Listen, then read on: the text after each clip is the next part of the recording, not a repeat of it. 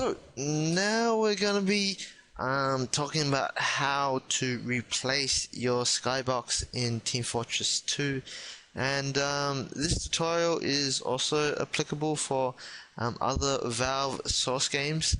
So yeah, if anyone from outside the TF2 community is watching this, this tutorial works for your game as well. So yeah. So just to start off the talk with Skyboxes, it kind of started about when this movie came about with this realistic kind of blue sky, mellow music, and white clouds. And so Skyride, he made a tutorial about how to replace your Skybox on PODX, and from then, different Skyboxes have been the norm of a lot of frag clips and a lot of movies, especially this Skybox, in which I pretty much hate now, because before you actually start replacing your Skybox, you gotta remember that the Skybox that Valve made for TF2 is made for TF2 in the style, the art style of TF2. So all these realistic clouds don't really work in the cartoon world of TF2. So you gotta keep that in mind, which is why I always thought that this blue Skybox was very unnatural. But a lot of people thought it was cool back then. It's kind of lost its pizzazz right now, but you can use it just if you're bored of the regular Skybox that you see 24/7 when you're playing. So first off, what you can do is you can download a Skybox. And where do you download Skyboxes? You can download it from the former FPS Banana, now called Game Banana. And for the majority of Skybox textures on that website, it's mainly CS Skyboxes, but like I said, these are applicable to TF2, so or any other source game.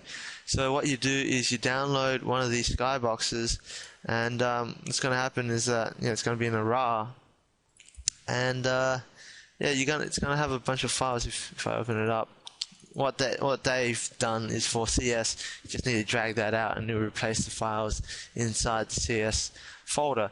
But in this case, if we open it up and we see all the files in here, you can actually see a bunch of VTFs, in which I talked about before, and the VTMs, the text files, which kind of correspond with the image, tell them where to go. Now it's you can understand it a bit more, the nomenclature of all the different components of the Skybox. If you go back into the material GCF and you go into the Skybox folder, you can actually see all the Skyboxes for every stage. Now, just like the weapon skins, you can extract all these out and modify them and just replace them, right there. However, we're just going to use this as a kind of reference guide to changing these Skybox values. So, if we were to just drag these out like so, what we have is Sky 48 BK, and you can see in the GCF file that you have a Sky _Badlands_01 BK. So you can actually see that all these files associated with the Badlands Skybox, it's those two letters at the end which determine what part of the sky that image corresponds to. So if we open it up, this image looks like this, and you'd go BK, I think that's the back, DN possibly the front, not front, down, FT front, LF left, RT right, up, down. Gotcha. You just need to replace the name of Sky 48 with Sky Badlands _01. Now, the thing that I did for this entire duration of the morning was that I couldn't get it to work, because let's just drag out these Badlands files.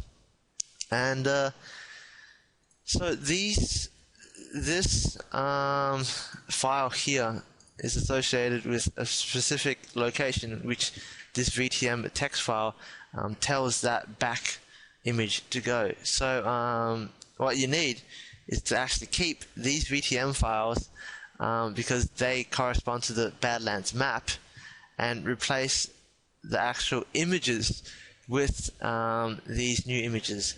And what I did was I actually replaced the Badlands VTMs with these custom VTMs. So you actually don't need these custom VTMs.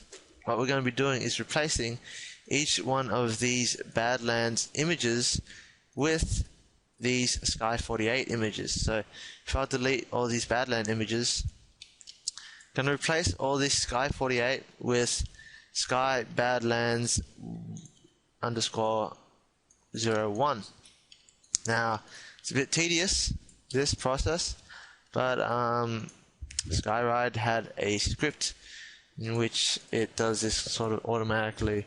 I didn't really get it to work too well, but yeah, now what you have is different files, so different images corresponding to the same location in which the VTM file put it. So if we were to go back into Team Fortress 2 and we were to load up Badlands, you should see that, you know, in those locations it's going to have a different image.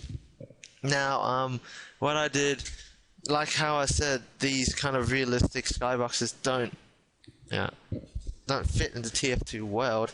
I'll go back to that, but just to spectate, yeah, kind of got this custom-ish skybox thing going on here. Doesn't look too great, but you'll find one that looks pretty cool. This one is, the image sizes are a bit out of whack because they're not in proportion to the same Badlands ones. So Badlands, the VTMs kind of stretched it out, and so these clouds look like they were put through some sort of a pasta rolling machine. Yeah. So that's how you change your skybox. Now, you know how I said the kind of skyboxes don't look as natural as they should.